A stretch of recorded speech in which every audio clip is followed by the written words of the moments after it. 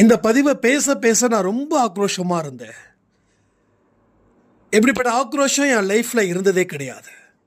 கடவுள் மிகுந்த எச்சரிக்கையை உங்களுக்குள்ள கொடுக்குறாரு. எதிர்த்தாக்குதலை அவர் உங்ககிட்ட நடத்திட்டு இருக்காரு. ஏன் தெரியுமா? வேற யாராவது உங்களை தாக்குனா நீங்கள் நில குழஞ்சி போயிடுவீங்க. நல்லா புரிஞ்சுக்கிட்டா சொர்க்கம், புரியலன்னா நரகம் மட்டும் இல்லை, நரகத்துக்கு மோசமான இன்னொரு நரகம் இருக்குது. அந்த நரகம் உங்களுக்கு கிடைக்கும். ஸோ திரும்பவும் சொல்கிறேன், இந்த பதிவை கேட்க கேட்க தலை சுத்தும். விடாதீங்க. ஒரு விஷயத்தை கடவுள் உங்களுக்கு கொடுக்குறாருன்னா அதை நீங்கள் புரிஞ்சு நடந்துக்கணும் தான். இது நடக்காமல் போனால் அவர் இனி உங்கள் வாழ்க்கையில் சத்தியமாக சொல்கிற பொறுப்பேற்க மாட்டார். நீங்கள் வைக்கக்கூடிய பிரார்த்தனைகள் எல்லாமே ஜீரோவாக மாறும். இன்னமும் யோசிக்கணுமா?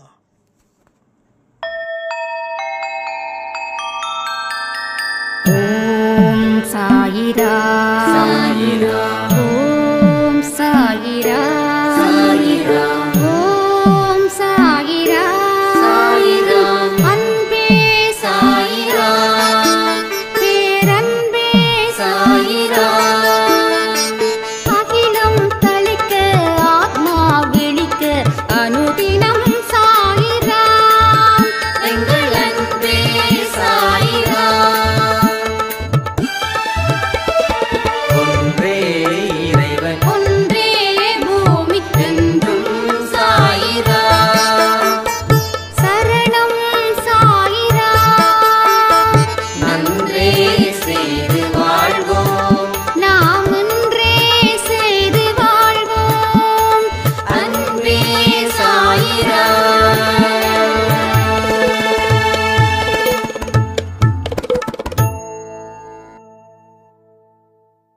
சாயிராம். என் உயிரின் உயிரானவர்களே, வாழணுன்ற ஆசை நிறைய இருக்குது. ஆனால் வாழதான் முடியல. இன்னைக்கு 12 மணிக்கு கொடுத்த ஒரு ஆடியோவில் ஒரு சாய்ராம் இந்த வார்த்தை சொன்னாங்க. வாழணுன்ற ஆசை எனக்கு நிறைய இருக்குது, ஆனால் வாழ மட்டும்தான் முடியல. அந்த வாழறதுக்கு தேவையான விஷயத்தை நான் தெரிஞ்சுக்க முயற்சி செய்தும் ஏதேதோ செய்தும் இப்போ வரைக்கும் என்னால் ஒரு சரியான வாழ்க்கையை வாழவே முடியல. ஒன்று, நான் ஏமாளியாக இருக்கேன், இல்லை நான் அடி முட்டாளாக இருக்கேன். யாருக்காவது ஏதாவது ஒரு கஷ்டம் அப்படின்னா நான் உடனே அவங்களுக்கு நல்லது செய்கிறேன். நான் நல்லது செஞ்சும் எனக்கு கெட்ட பேர் தான் வருது. அதுக்காக என் மனசை இரும்பாக்கிக்க வேண்டிய அவசியமும் இல்லை அப்படின்னாங்க. எனக்கு உண்மையிலே ரொம்ப சந்தோஷமாக இருக்குதுங்க. ஏன்னா இன்னைக்கு இருக்கக்கூடிய மனுஷன் அடுத்தவனுக்கு உதவி செய்யணும், அடுத்தவனுக்கு நாம் எந்த இடைஞ்சலும் செய்யக்கூடாது அப்படின்னு நினைக்கிறதே இல்லை. ஒன்று, அடுத்தவனை இடைஞ்சல் பண்ணுவான், அடுத்தவனை கஷ்டத்தை கொடுப்பான், அடுத்தவனுக்கு உதவி செய்யலைனாலும் உபத்திரத்தை தொடர்ந்து கொடுத்துக்கிட்டே இருப்பான். அப்போது இந்த மாதிரி உங்கள் மனசில் நிறைய பேருக்கு இந்த காயங்கள் இருந்துச்சுன்னா ஒரே ஒரு விஷயத்த சொல்லட்டுமா? சாயப்பாவோட வழியை மட்டும் நீங்கள் ஃபாலோ பண்ணுங்க. சாயப்பாவோட வழி ஒன்றே ஒன்று தான் உங்களுடைய லட்சியமாக இருக்கணும். அவருடைய வழினா என்னது? அவருடைய சொல்லக்கூடிய வார்த்தைகள் தான் அவருடைய வழி. அவரை நம்பி இருக்கிறவங்க யாருமே கெட்டு போனதே கிடையாதுங்க. எந்த காரணத்தை கொண்டும் அவரை நம்பி நான் ஒருத்தர் வீணா போயிட்டேன், கெட்டு போயிட்டேன் அப்படின்னு சொல்லவே முடியவே முடியாது. ஏன்னா அப்படிப்பட்ட அவர் திறமை இல்லாதவராகவோ இல்லை பலம் இல்லாதவராகவோ இல்லை. ஒருவேளை அவருக்கு பலம் இல்லை அப்படின்னா ஏமாந்து போகலாம். அவருக்கு பலமாக இல்லை, அவருக்கு பலம் இருக்குது, திறமை இருக்குது, எல்லாமே இருக்குது. அவர் நம்மளோட மனுஷனோட மனுஷனா ஒரு காலத்தில் வாழ்ந்தார். வாழ்ந்து நிறைய மனுஷங்களுக்கு நிறைய உதவிகளையும் நிறைய அற்புதத்தையும் செஞ்சார். அதாவது நம்ம கிட்ட இருப்பார், பட் அதே நிமிஷத்தில் வேறு ஒரு இடத்துலையும் இருந்து அங்கே தேவையான உதவிகளையும் அவர் செய்வார். இதெல்லாம் உண்மை. நான் கூட நினைச்சேன் இதெல்லாம் சும்மா அம்புலி மாமா ஸ்டோரி மாதிரி அப்படின்னு. இல்லை, நிறைய விஷயங்கள், நிறைய முனிவர்களோட ஸ்டோரிஸ் கேட்கும்போது மெய் சிலிர்க்கும். இது கடவுள் மேலே சத்தியம். நான் யார் மேலே வேணாலும் சத்தியம் பண்ணுறேன். ஏன்னா நீங்கள் நம்பணுன்றதுக்காக தான் நான் சத்தியமே பண்ணுறேன். நான் பொய் சத்தியம் பண்ணணுன்ற அவசியம் எனக்கு இல்லை. சாயப்பா எனக்கு மட்டுமா? அவர் என்னோட சொந்த அப்பாவா? நம்ம எல்லாருக்குமே அவர் அப்பா தான். அவர் பொதுவானவராக இருந்தாலும் ஒவ்வொருத்தவங்களுக்கும் அவர் அப்பாவாக இருக்கிறார். அதை வச்சு தான் சொல்கிறேன், அவர் அங்கே இருந்துக்கிட்டே இன்னொரு இடத்துக்கு போவார், இங்கே இருந்துக்கிட்டே எல்லா இடத்துலையும் போவார். ஏன்னா சச்சரித்திரத்தில் படித்தா உங்களுக்கு நல்லா புரியும். படித்து பாருங்க, இன்னமும் பலம் வாய்ந்த மனுஷனா நீங்கள் இருப்பீங்க. அப்போ அவர் சொல்லக்கூடிய வார்த்தைகள், என் வழியில் நட, என் குழந்தைங்க என்னைக்கும் என்னுடைய உபதேசத்தை மீறக்கூடாது. அப்போ நீங்க நல்லவனா இருங்க, சந்தோஷம். உதவிகள் செய்யுங்க, ரொம்ப சந்தோஷம். ஏன்னா மற்ற மனுஷனால முடியாத ஒரு விஷயத்த நீங்க செய்கிறீங்க. அப்போ மற்றவனுக்கு உதவி செஞ்சும் என்ன மற்றவங்க காயப்படுத்துறாங்க. அப்போ மற்றவங்களுக்கு உதவி செய்யாமல் நான் இருக்க போகிறதில்லன்னு சொன்னீங்களே, அங்கே நிற்கிறீங்க நீங்கள். அப்போது மற்றவங்களுக்கு உதவி செய்யும்போது ஒரு விஷயம் உங்களுக்கே தெரியாமல் ஒரு நல்ல விஷயத்தை நீங்கள் செய்கிறீங்க, செய்ய வைக்கிறார். என்ன தெரியுமா? பலனை எதிர்பார்க்காம உதவி செய்கிறீங்க. பலனை எதிர்பார்க்கல. யாரோ ஒருத்தன் நமக்கு வேலை வாங்கி கொடுத்துட்டான் அப்படின்னா, அவன் வேலை வாங்கினா ஒரு அடையாளத்தை காட்டுனா ரைட், எல்லாம் ஓகே. அந்த வேலையில் அவன் மென்மேலும் முன்னேறான். அப்போ இவன் திறமையை வளர்த்துக்கிட்டதால தான் இவன் முன்னேறி நிற்கிறான். சொந்தக்காரன் வாங்கி கொடுத்தான், இல்லைன்னு சொல்லலை. ஆனால் இவன் முன்னேறதுக்கும் அவன்தான் காரணம். அவனுக்கு எப்போ பார்த்தாலும் ஒரு வணக்கம் போடு. அவனை பார்த்தும் பார்க்காம போயிடும். திடீர்னு அவன் கொந்தளிப்பான். பத்தியா, நான் ஒரு காலத்தில் சோத்துக்கே வழி இல்லாமல் இருந்தான், சோத்துக்கே பிச்சை எடுத்தான், சோறு இல்லாமல் என் வீட்டு வாசலில் தான் கிடந்தான். நான் தான் 5 10 கொடுப்பேன், அரிசி வாங்கிக்கோ, பருப்பு வாங்கிக்கோ, காய் வாங்கிக்கோ, நல்ல சோறு ஒன்றும் பண்ணியிருக்க மாட்டான். இப்படியும் சில மோசமான மனுஷங்க இருந்துக்கிட்டு தான் இருப்பாங்க. ஏன்னா இவங்களுக்கு வேலையே தான். அப்போ அந்த இடத்துல நீங்கள் இல்லை, அதுவே ரொம்ப சந்தோஷம். அப்போது அடுத்தவனுக்கு உதவி செஞ்சாலும் எனக்கு உபத்தரம் கொடுத்தாலும் நான் உதவி செய்கிறத நிறுத்த மாட்டேன். என் மனசு இரும்பு இல்லை. உங்கள் மனசு இரும்புன்னு நான் சொல்ல மாட்டேன். உங்கள் மனசுக்குள்ளே சாத்தான் இல்லை. அப்போது வழிகாட்டியாக யார் இருக்காரு? நம்ம சாயப்பா இருக்கிறார். யாரு? நம்ம சாயப்பா இருக்கார். அவருடைய வழிகாட்டுதலின்படி நீங்கள் வாழறீங்கன்னும் போது எந்த உதவியும் செய்யாமல், உதவி செய்வதற்கு எந்த பிரதிபலனையும் பார்க்காம நீங்கள் மென்மேலும் உதவி செய்கிறீங்க. உண்மையிலே சொல்கிறேன், நீங்கள் என்னைக்கும் எப்பையும் நான் சொல்ல வேண்டியதே இல்லை, நீங்கள் நல்லா இருப்பீங்க. பட் ஒரு விஷயத்தை பாயிண்ட் பண்ணணும்ல, என்னதான் நம்ம குடும்பத்து மேலே யாரும் நான் விட்டு கொடுக்காம பேசினாலும் சில விஷயத்தையும் நான் அதை சொன்னாதானே உங்களுக்கு இன்னும் புரியும். பட் அவருடைய வார்த்தைகளை எங்கேயாவது மீறி இருக்கீங்களான்னு பாருங்க.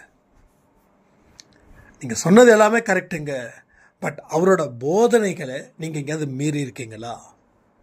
அவர் கிழிச்ச கோட்டை எங்கேயாவது தாண்டி இருக்கீங்களா? இதுதான் நம்ம முக்கியமாக பார்க்கணும். என்னோட லைஃப்பில் நான் சில விஷயங்கள் செய்யும்போது அது தோல்விகள் வரும், அது நான் பெருசாக கண்டுக்கிறது இல்லை. ஆனால் சில நேரத்தில் வெற்றி வர வேண்டிய நேரத்தில் தோல்வி வரும். அப்போ நான் சிந்திப்பேன், அப்போது இவருக்கு எதிராக ஏதாவது செஞ்சுருக்கோமா? இவர் கிழிச்ச கோட்டை தாண்டி இருக்கோமா? இதை எல்லாத்தையும் யோசிச்சே நான் முடிவு பண்ணி அப்போதான் தோணும், எங்கேயோ ஒரு ரெட் சிக்னலை நிற்காம தாண்டி இருப்போம். அதனால் வந்த வேணை டிராஃபிக் போலீஸ் எதுக்கு வந்து சிக்னல் கொடுக்குறாங்க? க்ரீனுனா போ, ரெட்டுனா நில்லு, எல்லோன்னா ரெடி ஆகு. எப்போ வேணாலும் க்ரீன் சிக்னல் வரும், இல்லை எப்போ வேணாலும் ரெட் சிக்னலும் வரும். அப்போ ரெட் சிக்னலை போட்ட இடத்துல நீ வண்டி ஓட்டுனா எதில் வரவனுக்கு க்ரீன் சிக்னல் அவன் அடித்து உன்னை நாஸ்தி பண்ணிடுவான். இப்போ அவனுக்கு மட்டும் நமக்கும் நஷ்டம், அவனுக்கும் நஷ்டம் இல்லையா? அப்போது அவர் கிழித்த கோட்டை தாண்டினதால அவர் எனக்கு ஒரு மிகப்பெரிய தண்டனையை கொடுத்தாரு. அப்போ நீ நல்லவனா இரு, வல்லவனா இரு. நீ நல்லவன் ப்ளஸ் வல்லவனா இருந்தா மட்டும் உன் வாழ்க்கை மாறிடுமா? மாறாது. அப்போ உன்னோட மோசமான கர்மா உன்னை தாக்கும் போது நீ பலமிழந்து போயிடுவ. அப்போ நீ நல்லவன் ப்ளஸ் வல்லவன் ப்ளஸ் கடவுளுடைய அனுக்கிரகமும் இருந்தால் தான் அந்த ரெண்டும் கம்ப்ளீட் ஆகும். இல்லைன்னா அது கம்ப்ளீட் ஆகாது. இப்போதைக்கு சரியான திசையில் போகிற மாதிரியும் அதற்கு அப்புறம் மோசமான திசைக்கு பயணம் மேற்கொள்வது போலவும் இருந்தோம். என்னதான் கப்பல் நல்லா இருக்குது, கப்பல் ஓட்டக்கூடிய மாலுமி கரெக்டாக தான் இருக்கிறாங்க, எல்லாம் கரெக்டு தெளிவாக இருக்குது. ஆனால் கலங்கரை விளக்கம் இல்லைன்னா கப்பலோட திசை கொஞ்சம் பிரச்சனையாயிடுமே. அதே போல தான் கலங்கரை விளக்கமாக சாயப்பா ஒவ்வொரு மனுஷனுடைய வாழ்விலும் இருக்கிறாரு. அப்போது எங்கே போக வேணாம், எங்கே வேணாலும் போ, அவரே சொன்னது தான், எங்கே வேணாலும் போ, என்ன வேணாலும் செய், ஆனால் நான் ஒருத்தன் இருக்கிறேன்றதை மட்டும் நீ மறந்துடாத. நீ எந்த ஜிலாவுக்கு வேணாலும் போ, நீ எந்த ஆபத்தான சூழ்நிலையில் கூட இரு, நான் இருக்கிறேன்னு நினை. நான் இருக்கிறேன்னு நினைச்சாவே உனக்கு வரக்கூடிய ஆபத்து பெருசாக இருக்காது. சிங்கத்துக்கோ புலிக்கோ பசி வந்தாதான் உன்னை அடித்து தின்னும், பசியோடு இருந்தால் தான் உன்னை கவ்வும், இல்லைன்னா நீ என்ன வேணாலும் பண்ணலாம். ஆனால் நீ பயத்தினால தான் நீ வந்து சாகுற. ஐயோ சிங்கம் இருக்குதே, அதை அடித்து தின்னுட்டா என்ன ஆகிறதுன்னு நீ அந்த இடத்துல பேனிக்கில் மயக்கம் போட்டு கடைசியில் மூச்சு பேச்சு இல்லாமல் செத்து போகிற. ஸோ நல்லா புரிஞ்சுக்கணும். அப்போது எல்லா இடத்துலையும் நான் இருக்கிறேன், நீ என்ன வேணாலும் செய், எதை வேணாலும் செய். ரொம்ப பிடிச்ச வார்த்தைங்க இதெல்லாம். சாய்ப்பாட வார்த்தைகள் வந்து அவ்வளோ அழகாக இருக்கும். சாய்ப்பாட வார்த்தைகள் மட்டுமா, இந்த இன்றைக்கி கூட 6 மணிக்கு சாய் 1:10 ஒன்று சொல்லியிருந்தோமே, அது எத்தனை பேர் கேட்டிங்கன்னு தெரியல. முக்கியம், அதெல்லாம் கேட்டுக்கோங்க. ஸ்டேட்டஸில் ஒவ்வொரு வீடியோஸையும் நம்ம வந்து ஸ்டேட்டஸாக வைக்கிறோம். எதுக்கு? நானே பார்த்து நானே கேட்குறதுக்கா? இல்லை, நீங்கள் பார்க்கணும், நீங்கள் கேட்கணும், உங்கள் வாழ்க்கை மாறணும், உங்கள் குடும்பத்தில் சந்தோஷமாக இருக்கணும், ஒரு நல்ல ஒரு பாசிட்டிவ் வைப்ரேஷன் உங்கள் குடும்பத்துக்கு போய் சேரணும்.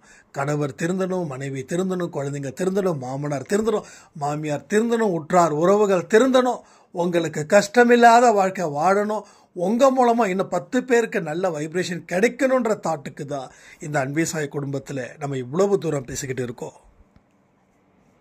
அப்போ நம்ம லைஃப் பொறுத்த வரைக்கும் இப்படி தான். அவர் இருக்கிறாரு, அவர் எங்கே இருந்தாலும் நம்ம கூட தான் இருக்காரு, நாம் எங்கே இருந்தாலும் அவர் நம்ம கூட தான் இருக்காரு. இந்த விஷயத்தை மட்டும் என்றைக்குமே நீங்கள் மைண்டில் வைங்க. ஏன்னா இதெல்லாம் நம்ம வாழ்க்கைக்கு மிகப்பெரிய நம்பிக்கைக்கு உரிய வார்த்தைகள். நான் சிக்கலில் இருக்கிற, கவலைப்படாதீங்க, அவர் இருக்கிறார். நான் சந்தோஷமாக இருக்க, கவலைப்படாதீங்க, உங்களோட சந்தோஷத்தை அவரும் ஷேர் பண்ணிக்கிட்டு இருக்காரு. ஸோ சந்தோஷத்தை ஷேர் பண்ணுறவர் தான் உங்கள் துன்பத்தையும் ஷேர் பண்ணுறாரு. ஆனால் இங்கே பல பேருக்கு என்னென்னா, என்னுடைய துன்பத்தை பார்த்தும் ஏன் பார்க்காத மாதிரி இருக்கிறாங்கன்னா, அவர் நியாயாதிபதி, அவர் நியாயம் வாய்ந்தவர், அவர் நியாயத்தின்படி தான் அவர் தீர்ப்பை எழுதுவார், அவர் ஒரு நீதிபதி. உன்னோட பாவத்துக்கு தண்டனை கொடுப்பாரு, உன் புண்ணியத்துக்கு பரிசு கொடுப்பாரு. அப்போ அவர் எந்த மாதிரி எழுதணுன்றது நீ நடந்துக்கிறத பொறுத்து தான் இருக்குது. அப்போ நீ ஒழுங்காக நடந்துக்கோ, உனக்கு விடுதலையை எழுதுவார். நீ மோசமாக நடந்துட்டா உனக்கு தண்டனையை எழுதுவார். தண்டனை வேணுமா இல்லை விடுதலை வேணுமா? ஸோ நீங்கள் டிசைட் பண்ணுங்கள். ஏன்னா உங்கள் வாழ்க்கை உங்கள் கையில். அவர் எழுதக்கூடிய தீர்ப்பு தண்டனையா இல்லை விடுதலையா? 2ல் எது வேணும்? கமெண்ட் பண்ணுங்கள். ஸோ என்றைக்குமே நம்மளுடைய ஒவ்வொரு விஷயத்தையும் கொஞ்சம் ஒரு 5 நிமிஷமோ 10 நிமிஷமோ யோசித்து பார்த்து முடிவு பண்ணால் ரொம்ப ரொம்ப நல்லது. எமோஷ்னலாக இவன் சொல்கிறான் அவன் சொல்கிறான் அதெல்லாம் வேலைக்கு ஆகாது. நீங்கள் என்ன சொல்கிறீங்க, உங்கள் மனசு என்ன நினைக்குது, உங்கள் மனசு என்ன நினைக்குதோ அதை செஞ்சாதான் வாழ்க்கையில் வெற்றி பெற முடியும். இன்னொருத்தன் சொன்னால் நான் செஞ்சேன். நிறைய பேருடைய புலம்பல் என்ன தெரியுமா, நான் அமைதியாக இருந்தேங்க, இன்னொருத்தர் தாங்க வந்தார், அவர் தாங்க நம்ப வச்சார், நான் நம்பினேன். நம்பினது தப்பா? எஸ், நம்பினது தப்பு. நம்பினது தப்பு. நீ நம்பினது தப்பு அப்படின்னா நீ அதை அறிவுபூர்வமாக உணர்ந்திருந்தா உன்னை ஒருத்த ஏமாத்தினா கூட உன்னால் சட்டுன்னு வெளியில் வர முடியும். ஆனால் உன்னோட அறிவை கழட்டி வச்சு நீ நம்பின. ஸோ நம்பிக்கைன்றது 2 வகை இருக்குது. ஒன்று உண்மையான நம்பிக்கை, இன்னொன்று குருட்டு நம்பிக்கை. குருட்டு நம்பிக்கை ஒரு நாள் வாரி விட்டுடும். உண்மையான நம்பிக்கை வார நாளும் நம்மளை சரியான இடத்துக்கு கொண்டு வந்து சேர்த்துடும். அப்போ இதை எல்லாத்தையும் உள்வாங்கி வெளிப்படுத்து. என்ன உள்வாங்குறியோ அதை சரியாக உள்வாங்கினாதான் வெளிப்படுத்தும் விதம் சிறப்பாக இருக்கும். இல்லைன்னா அங்கே ஏகப்பட்ட கஷ்டங்களும் ஏகப்பட்ட கர்மாக்களும் வந்து சேரும். கர்மாக்கள் குவிச்சிருக்குது. இந்த குப்பை குவிச்சிருந்தா ஈக்கள் சுற்றுற மாதிரி நம்மெல்லாம் எண்ணங்கள் குப்பைகளாக இருக்குது. அந்த குப்பைகள் சுற்றி என்ன இருக்குது, ஈக்கள் இருக்குது. அதே போல் நம்மளுடைய எதிர்வினையை சுற்றியும் ஈக்கள் மாதிரி கர்மாக்கள் பிச்சு பிடுங்கி கோதறிக்கிட்டு இருக்குதுங்க. கரெக்டு தானே இந்த வார்த்தை? கோதறிக்கிட்டு இருக்குது. ஸோ ரிலாக்ஸேஷன், எங்கப்பா ரிலாக்ஸேஷன்? சிவாஜி பாடினாரோ எம்ஜிஆர் பாடினாரோ தெரியல. எங்கே நிம்மதி நிம்மதி என்று ஏதோ ஒரு பாட்டு இருக்கும். எங்கே நிம்மதி ஏதோ சம்திங் ஒரு பாட்டு வந்தது, அது எஃப்எம்மில் ஓடிட்டு இருந்தது. அது கேட்கும்போது ரொம்ப தமாசாக இருந்தது. நிம்மதி ஏன் கிடைக்கலன்னா, நீ தப்பான வாழ்க்கையை வாழ்ந்தா நிம்மதி எப்படி கிடைக்கும்? நீ சரியான வாழ்க்கை வாழ்ந்து பாரு, நீ நிம்மதியாக இருப்ப. உன்னை சுற்றி இருக்கிறவனும் நிம்மதியாக இருப்பான். நீ வாழக்கூடிய வாழ்க்கையில் அத்தனையுமே தப்பு. லெஃப்ட் காலை எடுத்து வைனா ரைட்டு காலை எடுத்து வைக்கிற, லெஃப்டில் திரும்பினா ரைட்டில் திரும்புகிற. நிறைய பேர் இந்த இண்டிகேட்டர் போட்டு, அதுவும் மோஸ்ட்லி பார்த்திங்கன்னா இந்த பசங்க, ஸ்கூல் படிக்கிற பசங்க, அடுத்தது சில லேடிஸுங்க, இவங்க என்ன பண்ணுறாங்க, வண்டி ஓட்டிகிட்டே லேடிஸுங்க பின்னாடி போகிறதுக்கு எனக்கு கொஞ்சம் பயம். நிறைய தடவை ப்ராப்ளமாக இருக்குது. இண்டிகேட்டரு போடாமலே சட்டுன்னு திரும்புவாங்க, இண்டிகேட்டர் போடாமலே திரும்புவாங்க. அப்போ நம்ம மாட்டிப்போம். நம்ம வந்து ஏதாவது ஒரு பிரச்சனை ஆகிடுச்சுன்னா நம்மளை இது பண்ணுவாங்க. அவங்கள தான் சொல்லுவாங்க, எப்பா அந்த அம்மா போதே பார்த்து வர மாட்டியாப்பா. ஐயோ நான் பார்த்துதான் வந்து இண்டிகேட்டர் போடாமல் வாயை மூடுங்க தம்பி. எப்படியா வேகமாக, நம்ம வேகமாக போக மாட்டோம், அதனால் ரொம்ப எச்சரிக்கையோடு தான் போயிட்டுருக்குறோம். ஏன்னா பெண்களுக்கு அவ்வளோ தூரம் வந்து சம உரிமையில் அதுக்கு மேலே உரிமையே கொடுக்குறாங்க. ரொம்ப நல்லது தான், சந்தோஷம்தான். பட் சொல்கிறேன், லெஃப்ட்டில் போனால் ரைட்டில் போகணும், ரைட்டில் போனால் லெஃப்ட்டில் போகணும். அப்படி போகும்போது நிம்மதி எங்கே கிடைக்கும்? ஸோ நிம்மதிக்கு யார்? எல்லாமே நடக்குது இங்கே. எல்லா விஷயங்களும் நீங்கள் செய்யக்கூடிய செயலும் நீங்கள் நினைக்கிற நினைப்பை பொறுத்து தான் இங்கே வாழ்க்கையே மாறுது. இல்லைன்னா இல்லை. மாறணும் அப்படின்னா காலமும் நேரமும் இல்லை, நீங்கள் மாறுங்க. நீங்கள் மாறினா போதும். இல்லை கிரகம் இது 7.5 நாட்டு சனி, இது 8 நாட்டு சனி அப்படின்னா 12 நாட்டு சனி கூட உங்களுக்கு வந்துடும். எதுவுமே இல்லை, எதுவும் ஒன்றும் செய்யாது. சச்சரித்திரத்தில் ஒரு அழகான ஒரு இது நான் படித்தேன். அதாவது இனி குழந்தையே பிறக்காது அப்படின்னு சொல்லி மிகப்பெரிய ஜோதிடர்கள் எல்லாம் சொல்லிட்டாங்க அப்படின்னு சொல்லி சாய்ப்பா கிட்ட ஒரு பக்தர் வந்து புலம்பிகிட்டு இருக்கார். அப்போ சாய்ப்பா சொன்னார், அவள் வந்து உன்னுடைய இளைய மனைவிக்கு இந்த மாம்பழத்தை கொடு, உன் இளைய மனைவி 5 குழந்தையே பெறுவாள் அப்படின்னு. அதே போல் நடந்திருக்கு. அப்போது கடவுளுக்கு முன்னாடி ஜோதிடர் எல்லாமே 0. அந்த ஜோதிடரே கடவுளை தான் கும்பிட்றாரு. கடவுளை கும்பிடாத ஜோதிடர் யாராவது இருந்தாங்கன்னா காட்டுங்க. ஏன்னா கடவுளை தாண்டி வேறு எந்த மனுஷனும் ஒன்றும் செய்ய முடியாது. அப்போது ஜோதிடருக்காக இங்கே நிறையா பேர் காத்துக்கிட்டு இருக்கீங்களே, உங்களுக்கு ஒரே விஷயந்தான் சொல்கிறேன். அப்போ சச்சரித்தில் நடந்தது பொய்யா என்ன? அப்போ கடவுள் பலம் இல்லாதவரா என்ன? திறமை இல்லாதவரா என்ன? நீங்கள் கேட்டதை கொடுக்கலன்றதுக்காக பலம் இல்லாதவர்னு நீங்கள் நினைக்கிறது எவ்வளோ பெரிய தப்பு தெரியுமா? அப்போ நாம் வந்து அறிவாளி நாம் நினச்சிக்கிட்டு இருக்கோம், பட் நாம் அறிவாளி இல்லை. அப்போது நீங்கள் சரியான வழியில் போனால் உங்கள் வாழ்க்கை வாழ்ந்திருக்கலாம். ஆனால் நீங்கள் போனது தாறுமாறான ரோடு. அப்போ அந்த இடத்துல என்ன நடக்கும்? எங்கேயாவது ஒருத்தர் நேராக வந்தால் கூட நம்மளை இடிச்சிடுவான். நேராக வந்தாவே நமக்கு லாஸ்ன்னா நம்மளை விட அவைன்னு தாறுமாறாக வந்தால் என்ன ஆகும்? வாழ்க்கை முடிஞ்சிடும். ஸோ அப்படி தான் இங்கே பல பேரோட வாழ்க்கை முடிஞ்சு போயிடுச்சு. கேட்டால் கடவுளை நம்பின, கடவுள் காப்பாற்றலை. ஏப்பா நீ கடவுளை நம்புகிற, கடவுள் காப்பாற்றலை. ஆனால் நீ செய்த தப்புக்கு, செய்த பாவத்துக்கு கடவுள்கிட்ட பர்மிஷன் வாங்கிட்டா நீ இந்த பாவத்தை செஞ்ச. ஒரு தண்ணி அடித்தார், கடவுள் நான் ப்ரே பண்ணேன், ஆனால் கடவுள் என்னை காப்பாற்றவே இல்லை. என் லிவர் கெட்டு போயிடுச்சு, என் கிட்னி கெட்டு போயிடுச்சு. Yes, correct correct. கண்டிப்பாக தண்ணி அடித்தா லிவர் கெட்டு போகும், கிட்னி கெட்டு போகும். 100க்கு 100 உண்மை. உண்மை இருக்குது. உண்மை இருக்கிறதால தான் அவங்க பேசினார். ஆனால் கடவுள் காப்பாற்றலை. அப்போது கிட்னி கெட்டு போகிற அளவுக்கும் லிவர் கெட்டு போகிற அளவுக்கும் ஏவன் குடிக்க சொன்னான்? கடவுள் குடிக்க சொன்னாரா? இல்லை குலதெய்வம் குடிக்க சொல்லிச்சா? இல்லை நல்ல நண்பர்கள் குடிக்க சொன்னாங்களா? இல்லை பெத்த அம்மா அப்பா குடிக்க சொன்னாங்களா? கட்டின பொண்டாட்டி குடிக்க சொன்னாங்களா? பெத்த பசங்க குடிக்க சொன்னாங்களா? யார் குடிக்க சொன்னா? யாரும் குடிக்க சொல்ல.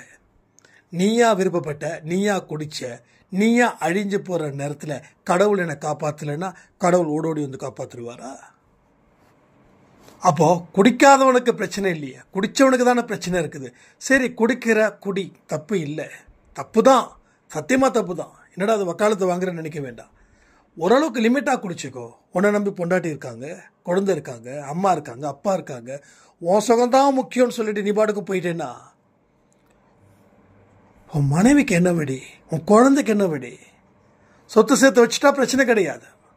சொத்து சேர்க்கலை, நீ சேர்க்கவே இல்லை, குடிச்சு அடிச்ச, பொண்டாட்டியோட தாலி அடமானம் வச்ச, வீட்டில் இருக்கக்கூடிய பாத்திரத்தை அடமானம் வச்ச, மேலே போயிட்ட. ஆனால் வாழக்கூடிய வாழ்க்கையை உன் பொண்டாட்டி வாழலை. உன் பொண்டாட்டியோட கண்ணீர் இப்போ வரைக்கும் துடைக்க முடியல. உன் குழந்தைங்களோட எதிர்காலம், நீ மேலே போயிட்ட. உன் குழந்தைங்க படிக்கிற குழந்தைங்க வேலைக்கு போகிறாங்க, உன் மனைவி வேலைக்கு போகிறாங்க. உன் மனைவிக்கு ஏகப்பட்ட கடும் சொற்கள் வேறு. இதில் உன்னை கல்யாணம் பண்ணிக்கிட்டு தான் என் புள்ள பாதியில் போயிட்டான் அப்படின்னு. கல்யாணம் பண்ணியே ஒரு ஆம்பளை பொறுப்பில்லாதவனாக இருக்கிறான்னா கல்யாணம் பண்ணாமல் இருந்தால் எப்பயோ போயிருப்பான். ஸோ என்றைக்குமே சொல்கிறேன், இங்கே எத்தனையோ பேர் அம்மாக்கள் இருக்கீங்க. உங்கள் மகன் இருப்பார், உங்கள் மகன் குடிப்பார், அதுக்கு காரணம் உங்கள் மருமகன்னு சொல்லிக்கிட்டு தயவு செய்த வார்த்தை சொல்லாதீங்க. அந்த வார்த்தை சுடும், உங்களை அழிக்கும், அழிச்சிடும். ரொம்ப ரொம்ப இம்பார்ட்டன்ட். வார்த்தைகளை விடுறதும் மனசில் நினைக்கிறதும் இட்ஸ் வெரி இம்பார்ட்டன்ட். அதுதான் இன்றைக்கி சாய் ஒன்னிஸ்டேட்னு சொல்லியிருக்கோம். எவ்வளோ பெரிய பாவத்தை நாம் மனசுக்குள்ளே சூழ்ந்துக்கிட்டு வச்சிட்ருக்கோம் பாருங்கள். நிறைய விஷயங்கள் இங்கே நிறைய நடக்குது. எத்தனையோ மருமகள்கள் எனக்கு ஃபோன் பண்ணி இது ஆடியோ கொடுத்து சார், இது மாதிரி என் கணவர் குடிக்கிறாரு, அதுக்கு காரணம் நான் பொறுப்பில்லாமல் இருக்கிறதால தான் என் கணவர் பொறுப்பில்லாமல் இருக்கிறாங்கன்னு சொல்லி என்கிட்ட மட்டும் இல்லை, குடும்பத்தில் பட் பக்கத்தில் வீட்டில் இருக்க எல்லாத்துக்கிட்டையும் மாமனார் மாமியார் சொல்லிட்டு திரிகிறாங்க. எனக்கு ரொம்ப கஷ்டமாக இருக்குது, பேசாமல் தூக்கில் தொங்கிடலாம் போல இருக்குது. ஒரு ஸ்டேஜில் பார்த்தா புருஷன் இப்படி, ஒரு ஸ்டேஜில் பார்த்தா பசங்களும் கண்டுக்க மாட்டேன்றாங்க. பசங்களை மிரட்டுற நீ உன் வேலையை பாருன்றாங்க. நான் எங்கன்னா போகிறது? அப்பா கரெக்டாக இருந்தால் தான் பையன் கரெக்டாக இருப்பான். அப்பா ஆட்டம் காட்டுச்சு, பையன் ஆட்டம் காட்ட ஆரம்பிச்சிருவான். இப்போ பாதிக்கப்படுறது யார்? அந்த பெண்ணு. அப்போ இங்கே எத்தனையோ பேர் மாமியாராக இருக்கீங்க, மாமனாராக இருக்கீங்க. உங்கள் மருமகன் மேலே வீண் படியை சுமத்துறதுக்கு தான் கடவுள் உங்களுக்கு உங்கள் முன்னாடி வந்து நிற்கிறாரா? அப்போ நீங்கள் இத்தனை பிரார்த்தனைகளை வச்சாலும் உங்களுக்கு நடந்துடுமா? சத்தியமாக சொல்லி நடக்காது. நல்ல மனசு எவனுக்கு இருக்குதோ அவன் நினைக்கிறது மட்டும்தான் நடக்கும். புரியாமல் பழியை தூக்கி போட்டால் definitely it's not a possible. இன்னைக்கு கூட பாருங்கள், ஒரு மிராக்கிள் நடந்திருக்கு அன்பை சாயில் பிரார்த்தனையில். இன்றைக்கி காலையில் சாய் பிரார்த்தனை கேட்டவங்க எத்தனை பேருன்னு தெரியல. அதில் மிகப்பெரிய மிராக்கிள். ஏன்னா நல்ல மனசுக்கு தேடி வந்து நடக்கும். நீ நல்ல மனசுல சாதாரண பிரார்த்தனை கூட பலனளிக்காது. அப்படிதான் இருக்கும், அப்படிதான் இருக்கும். நிறைய பேர் என்ன சொல்கிறாங்க, ஒரு சின்ன பிரச்சனை கூட என்னால் சால்வ் பண்ண முடியல சாய்ராம். எஸ், ஏன் சால்வ் பண்ண முடியல? கடவுள் என்ன வச்சுக்கிட்டு வஞ்சகம் பார்க்குறாரா? இல்லை, உனக்கு கொடுக்கக்கூடாதுன்னு அவர் முடிவு பண்ணிட்டாரு. உனக்கு கொடுக்கவே கூடாதுன்னு முடிவு பண்ணியாச்சு. அப்போ நீ என்ன பண்ணாலும் சரி, ஷீரடி ஊர் ஃபுல்லாக அங்க பிரதட்சணை பண்ணாலும் சரி, இல்லை நாக்கில் கழுத்தில் வேலை குத்திக்கிட்டு தலை ஃபுல்லாக மொட்டை அடிச்சுட்டு வந்தாலும் சரி, உனக்கு கொடுக்க மாட்டார். ஏன்னா உன் மனசில் இருக்கிறது விஷம். பாம்பை விட மோசமாக உன் நாக்கு, பாம்பை விட மோசமாக உன்னோட வாய். அப்போ பாம்பு கூட கொத்திட்டு போயிடுது. ஆனால் நீ கொத்துற கொத்து இருக்கே, அது எப்பேற்பட்ட வலி தெரியுமா? இதெல்லாம் புரிஞ்சுக்கணும். இதெல்லாம் புரிஞ்சுக்கிட்டாதாங்க வாழ்க்கையில் வாழ முடியும். நிறைய அன்பே சாய் ஆடியோ வந்து நிறைய பேருக்கு தோலை உரிக்குதுன்னு ஒரு சாய்ராம் சொன்னது ஞாபகத்துக்கு வருது. உண்மைண்ணா, சூப்பர்ண்ணா, அப்படியே கன்னத்தில் அரைகிற மாதிரி எனக்கு பதிவு வருதுன்னா கண்டிப்பாக சொல்கிறேன், கடவுளை அரைகிறாருன்னு அர்த்தம். கடவுள் அரைஞ்சிக்கிட்டு இருக்கிறாருன்னு அர்த்தம். ஏன் அரைகிறார் தெரியுமா? நீ நல்ல பொண்ணு, நீ நல்ல பையன், பட் உன்னை கண்டிக்க ஆள் இல்லாமல் இருக்கிறதால தான் இந்த அல்பத்தனமான விஷயத்தை நீ செய்கிற. அதனால தான் அந்த அடி, பதிவின் மூலமாக அடி உங்களுக்கு கிடைக்குதுன்னா அதுக்கு காரணம் அவர் தண்டிச்சு, அவர் சைக்கோ கிடையாது சிரிக்கிறதுக்கு, தண்டிக்கும் போது அவருடைய கண்களில் இருந்தோ கண்ணீர் வருது. என்னதான் பெத்த அம்மா வந்து தான் பிள்ளைய அடித்தாலும் சந்தோஷத்தோடு அடிக்கிறாங்க? கண்டிப்பாக கிடையாது. குழந்தை அழுகிற வலி அதை விட அம்மாவோட மனசு அங்கே அழுகும். ஏன் ரத்தமே வரும். கரெக்டா இல்லையா? எத்தனையோ பேருக்கு அம்மாக்கள் இருக்கீங்க, உங்கள் குழந்தைய அடிச்சிருப்பீங்க, சந்தோஷமாக அடிச்சிங்களா? அந்த குழந்தை தூங்கும் போது கதிரி அழுவுல, இப்படி நம்ம அடிச்சிட்டுமேன்னு தோணலை. அப்போ ஏன் அடிக்கிறோம்? தப்பு பண்ணால் அடிக்கிறோம், தப்பு பண்ணால் அடிக்கிறோம்.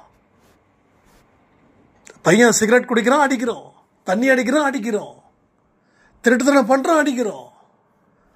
ஆனால் அடித்ததுக்கப்புறம் மனசு வலிக்குது. ஆனால் நல்லதுக்குன்னு ஒரு ஆறுதல் நமக்குள்ளே இருக்குது.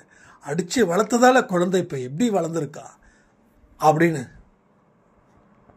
அப்போ கடவுள் தண்டிக்கிறதுக்கு காரணம் திருந்தணும்னு சொல்லிதான். அப்போ அவர் தண்டிக்கிறாருன்னா அவர் மனசில் அழுகுறாருன்னு அர்த்தம்.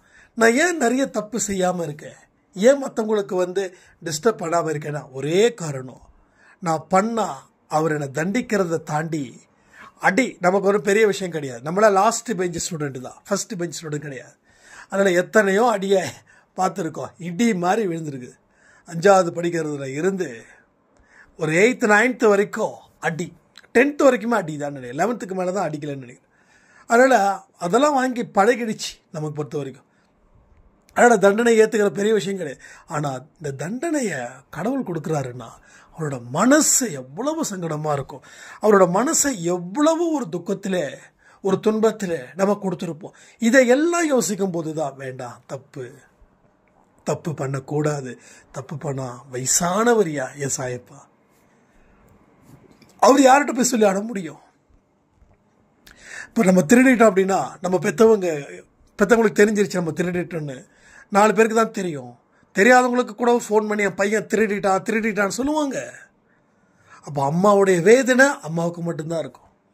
வேதனை ஓப்பன் பண்ணால் அம்மா பாவம் நெஞ்சை வெடிச்சிடும். அப்பா ஒரு பக்கம், புள்ள ஒரு பக்கம், கூட பிறந்தவன் ஒரு பக்கம், மாமனார் ஒரு பக்கம், மாமியார் ஒரு பக்கம், எத்தனை சவால்களே சந்திக்கணும். நினைச்சாவே சொல்கிறேன், எனக்கே கண்ணு கலங்குது. ஸோ எல்லா விஷயங்களும் பாரங்கள் ஏற்றி மனசே மறுத்து போயிடுச்சு. ஒரு சாய்ராம் சொன்னாங்க, மனசில் மறுத்துருச்சுன்னா. ஒரு காலத்தில் வந்து எங்கள் வீட்டில் நான் ஒரு ராணி மாதிரி இருந்தேன். ஆனால் நல்ல குடும்பம்னு சொல்லி கல்யாணம் பண்ணி வச்சாங்க, நல்ல அந்தஸ்துன்னு பார்த்தாங்க. ஆனால் அன்பானவங்கன்னு பார்க்கல. என்னைக்கு தாலியை கட்டி குடும்பம் நடத்த ஆரம்பிச்சனோ அன்னையிலேருந்து இன்னைக்கு வரைக்கும் ஒரு சிறை கைதி தான்.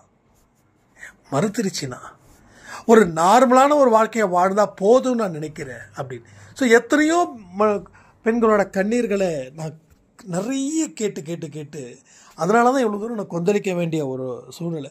ஏன்னா நம்ம வீட்டு பொண்ணுங்கள்ல சொல்லுங்கள், நம்ம வீட்டு பெண்கள் தானே. ஸோ மருமகளும் பாதிக்கப்பட்டிருக்காங்க, மாமியாரும் பாதிக்கப்பட்டிருக்காங்க. 2 பேரும் சலைச்சவர்களே இல்லை. ஒரு மாமியாரோட இது கேட்டிங்கன்னா உங்கள் உடம்பே என்னமோ ஒரு மாதிரி ஆகிடும். தன்னுடைய கணவன் போனதுக்கப்புறம் அந்த மருமக அவங்க தலையை பிடிச்சி அடிக்கிறதும் உதைக்கிறதும் செத்து தொலைன்னு சொல்கிறதும், என் மகன் வந்தால் நீ ஏதாவது ஒரு வார்த்தை நீ சொல்லிப்பாரு, சாப்பாட்டில் விஷத்தை வச்சு நான் இது பண்ணிடுவேன் அப்படின்னு சொல்லி பயப்படுத்துறதும் இதெல்லாம் நடந்தது. கடைசியில் என்ன தெரியுமாச்சு? பாவத்தின் சம்பளம் மரணம். என்னாச்சு? ஒரு ஆக்சிடெண்ட், அந்த பொண்ணு இறந்து போயிட்டாங்க. எவ்வளோதாங்க பாவம் பண்ணுவாங்க? பாவத்தோட உச்சக்கட்டம் தான் மரணம். பாவத்தின் சம்பளம் மரணம். அது உச்சக்கட்டம். உச்சக்கட்டம். ஒரு மனுஷனை எந்த அளவுக்கு நீ வதைக்கிற, இதுக்கு மேலே நீ இருந்தா அது இன்னும் பல பேருக்கு பிரச்சனை சொல்லி கடவுள் முடிச்சிட்டாரு கணக்கு. அதான் நடக்கும். அவ்வளோதான் சொல்கிறேன். பாவத்தை செய்யும்போது யோசித்து செய்யுங்க. அது ஒரு தீக்குச்சி மாதிரி. நாம் நினைப்போம் ஒரு குச்சி தானேன்னு. ஆனால் அந்த ஒரு குச்சி காட்டையும் அழிக்கும், வீட்டையும் அழிக்கும், நாட்டையும் அழிக்கும். புரிஞ்சுக்கணும். புரிஞ்சிக்க வேண்டிய விதத்தில் சரியாக புரிஞ்சுக்கணும். அப்போ தான் நம்மளுடைய வாழ்க்கையில் ஒரு மிகப்பெரிய நன்மைகள் நமக்கு சேரும். நன்மைகளே நம்ம பக்கம் வர பயப்படுது. ஏன்னா அந்த அளவுக்கு மோசமான மனிதர்களாக நாம் இருந்துக்கிட்டு இருக்கோம்ல. அதனால தான் இதையெல்லாம் புரிஞ்சுக்கோங்க. லட்சம் தடவை நான் ஏன் சொல்கிறேன் புரிஞ்சுக்கணுன்னா, புரிஞ்சுக்கிட்டாதான் சொர்க்கத்தை பார்க்க முடியும். புரிஞ்சுக்கலைன்னா நரகத்தை மட்டும் இல்லை, நரகத்தை தாண்டி ஏதாவது இருந்துச்சுன்னா அதையும் பார்க்க வேண்டிய கட்டாயம் நமக்கு ஏற்படும். இந்த பதிவில் நிறைய உண்மைகள் இருக்குது. உங்கள் மனசை கண்டிப்பாக யோசிக்க வைக்கும் போது புரிஞ்சுக்கோங்க, இது உங்களுக்காக சொல்லப்பட்டது அப்படின்னு. ஒரு நாளும் ஒவ்வொரு விதமான யோசனைகளை சாய்ப்பா கொடுத்துக்கிட்டே இருக்காங்க. ஒட்டு மொத்த புடியும் சாய்ப்பாட கையில் தான் இருக்கு. ஏன்னா அவ்வளவு அதிகாரத்தோடு தான் நம்ம கூட இருக்காரு. அதனால் நீங்கள் மனுஷங்கிட்ட தப்பிச்சுக்கலாம், மனுஷங்கிட்ட வேஷம் போடலாம், ஆனால் சாய்ப்பாட்ட வேஷம் போட முடியாது. ஏன்னா அவர் ஒரு வார்த்தை ரொம்ப தெளிவாக சொல்லிட்டாரு, நீ எங்கே வேணாலும் போ, எங்கே வேணாலும் இரு, நான் கண்காணிச்சுக்கிட்டு இருக்கிறேன் அப்படின்னு. அதனால் எந்த நல்ல மனுஷங்களையும் பகைச்சிக்காதீங்க, நல்லவர்களை எந்த காரணத்தை கொண்டு சாபம் கொடுக்காதீங்க. உங்கள் வீட்டு குழந்தைங்க மேலே அன்பாருங்க. மருமகளை உங்கள் மகளாக நினைங்க, மாமியாரை உங்களை அம்மாவாக நினைங்க.